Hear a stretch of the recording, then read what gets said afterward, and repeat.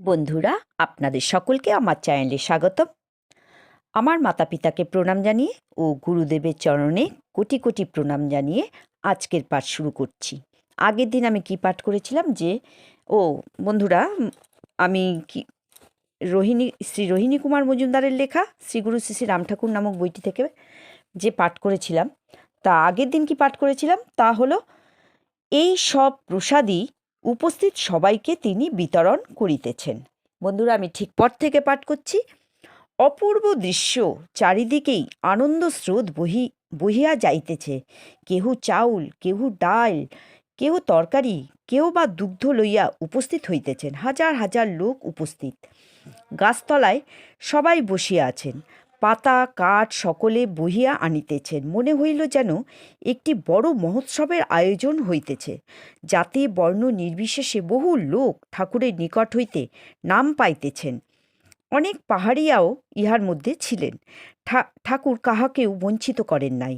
কেহ 2 আনা, কেউ 1 আনা, কেউ বা 2 পয়সা প্রণামী দিতেছেন। ঠাকুর যত্ন সহকারে সকলে সব কুড়াইয়া এক স্থানে জড়ো করিয়া রাখিতেছেন। দেবেন তুলসী ভাইকে বলিলেন, আপনাকে ভোগের রান্না করিতে হইবে। তুলসী প্রমাদ গণিলেন, এই রকম বৃহৎ মহোৎসবে তিনি কখনো রন্ধন করেন নাই। এমন সময় 2 জন ব্রাহ্মণ উপস্থিত হইয়া জিজ্ঞাসা করিলেন, ঠাকুরের ভোগ রান্না হইবে, আমাদের ভোগ রান্না করার জন্য পাঠানো হইয়াছে। দেবেন্দ্র অন্য কয়েকজনকে সঙ্গে করিয়া ওই ব্রাহ্মণদের সাহায্য করিতে আরম্ভ করিলেন। চাল, ডাল, আলু, অন্যান্য তরকারি সবই একসঙ্গে দিয়া নিত্যানন্দ খিচুড়ি রান্না হইল। বেলা 12টার মধ্যে ঠাকুরের ভোগ দেওয়া হইল। ব্রাহ্মণ 2 জন রান্নার শেষে চলিয়া গেল।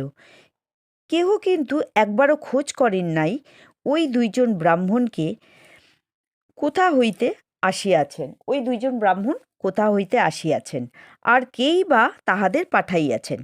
পরে চিন্তা করিয়া সকলে হতবুদ্ধি হইয়া পড়িলেন। চিত্রপটের সম্মুখে ভোগ দিয়া তুলসী ভাই নিবেদন করিয়া দরজা বন্ধ করিয়া বাহিরে আসিলেন। শ্রী শ্রী ঠাকুর ওই ঘরে ছিলেন। ঘরের দরজা খোলা হইল। পদ্ম গন্ধে ঘরটি ভরপুর। কি অপূর্ব সে গন্ধ, তাহা ভাষায় প্রকাশ করা যায় না। ঘরে প্রবেশ করিয়া অনেকেই প্রণাম করিলেন। কিছুক্ষণ পরে দেবেন শ্রী শ্রী ঠাকুরকে ভোগ দেওয়ার জন্য ব্যস্ত হইলেন, কিন্তু ঘরে যাহা ছিল তাহা প্রায় সবই তো দেবেনের স্ত্রী চিত্রপটের নিকট উৎসর্গ করিয়াছেন। কয়েকটি আধ পাকা কলা ও আধশের আন্দাজ দুধ দেবেন ভাই জোগাড় করিয়া আনিলেন। ঠাকুর ঘরের দরজা বন্ধ করার সময় ঠাকুর তুলসী ভাইকে জিজ্ঞাসা করিলেন, দরজা বন্ধ করেন কেন? ভোগ দিব, তুলসী ভাই বলিল। ঠাকুর কয়েকটি উদ্গার তুলিয়া বলিলেন, এরপরে আর কিছু গ্রহণ করা যায় না। ভোগের জিনিস ঠাকুর একবার মাত্র স্পর্শ করিলেন। প্রসাদ বিতরণ হইতেছে। যে যার নিজের পাতা লইয়া যেখানে স্থান পান সেখানে বসিয়া পড়িয়া প্রসাদ গ্রহণ করিতেছেন। সে এক অপূর্ব দৃশ্য। যাহারা উপস্থিত ছিলেন তাহারাই এই দৃশ্যে মুগ্ধ হইয়াছিলেন। প্রসাদের অপূর্ব গন্ধ ও স্বাদ। যাহারা সেই প্রসাদ গ্রহণ করিয়াছেন তাহারা ভাগ্যবান। সন্ধ্যার কিছু পূর্বে সকলে ঠাকুরকে লইয়া ফেনী অভিমুখে যাত্রা করিলেন। ঠাকুরের গাড়িতে বহু লোক উঠিয়া ভিড় করিয়াছে। দেবেন ভাই দূরে দাঁড়াইয়া আছেন, ঠাকুরকে দেখিতে পাইতেছেন না। এমন সময় ঠাকুর বলিলেন, দেবেন্দ্রকে এখন প্রসাদ পাইতে বলেন, তিনি এখনো কিছুই খান নাই।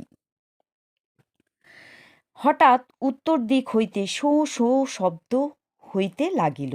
এক টুকরা কালো মেঘ উত্তর হইতে দক্ষিণ দিকে আসিতেছে। পূর্ব দিকের আকাশ কিন্তু পরিষ্কার। তখনও গাড়ি ছাড়ে নাই। ভয়ানক তুফান ও বৃষ্টি আরম্ভ হইল। 5 থেকে 6 মিনিটের মধ্যে আবার আকাশ পরিষ্কার হইয়া গেল। ঠাকুর বলিলেন, প্রভুরা আসিয়াছিলেন, রান্না ও উৎসবের কাজ শেষ করিয়া চলিয়া গেলেন। গরুর তাহাদের বহন করিয়া কৈবল্য ধামে লইয়া গেল। ঠাকুরকে সঙ্গে লইয়া সকলে রাত্রি ৮টার সময় ফেনীতে পৌঁছাইলেন। তো বন্ধুরা, আমাদের ঠাকুর কতভাবে আমাদের তখনকার দিনে ভক্তদের বুঝিয়ে দিয়ে গেছেন যে এরকম বড় বড় মহোৎসবে স্বয়ং ভগবান এসে উপস্থিত হন। বন্ধুরা, আমি ঠিক পরের থেকে পাঠ করছি। 1947 সালের 3রা মে রাত্রিতে আমরা নোয়াখালী হইতে কলকাতা পৌঁছাই। 4ঠা মে সকালে বজবজে আসিয়া বর্তমান বাসায় উঠি। 15ই জুলাই শ্রদ্ধেয় ভ্রাতা শ্রীযুক্ত হরিপদ দত্ত আমাকে জর্জ টেলিগ্রাফ ইনস্টিটিউটে তাহার পার্সোনাল অ্যাসিস্ট্যান্ট পদে নিযুক্ত করিলেন। প্রায় বৎসর খানেক হইল কলকাতায় চলিয়া আসিয়াছি। ঠাকুরের শ্রীচরণ দর্শন আর পাই না। আগস্ট মাসে সংবাদ পাইলাম ঠাকুর ভবানীপুর আল স্ট্রিটে ঈশ্বর কুঞ্জলাল মজুমদারের বাড়িতে আসিয়াছেন।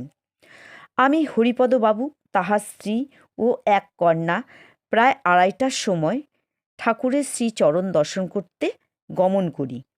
শ্রী শ্রী ঠাকুর রাত্রিতে আমাকে ওখানে থাকিতে বলিলেন। একটু পরেই হরিপদবাবু এবং সন্ধ্যায় তাহার স্ত্রী ও কন্যা লইয়া চলিয়া গেলেন।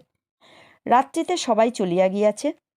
ঠাকুরের কাছে আমি ও আমার দাদা ঈশ্বর অক্ষয়কুমার মজুমদার দুজনেই আছি। ঠাকুরকে ভোগ দেওয়ার পরে ঈশ্বর কুঞ্জবাবু কতগুলি টাকা ও একটা হিসাব লইয়া ঠাকুরকে বলিলেন, এই টাকার হিসাব। কথা কইটি শুনিয়া ঠাকুর অত্যন্ত বিরক্ত হইয়া বলিলেন, আমি তো আপনাকে কোনো হিসাব রাখিতে বলি নাই, টাকাগুলি আশ্রমে পাঠাইয়া দিতে বলিয়াছি। জীবনে কোনো দিন হিসাব রাখি নাই। ঠাকুর আমাকে বলিলেন, আমাকে প্লেনে করিয়া চৌমুনিতে নিয়া যাইতে পারেন? আমি স্বীকৃত হইলাম। ঠাকুর তখনই উঠিয়া রওনা হইলেন। অনেক বুঝাইলে নিরস্ত হইলেন।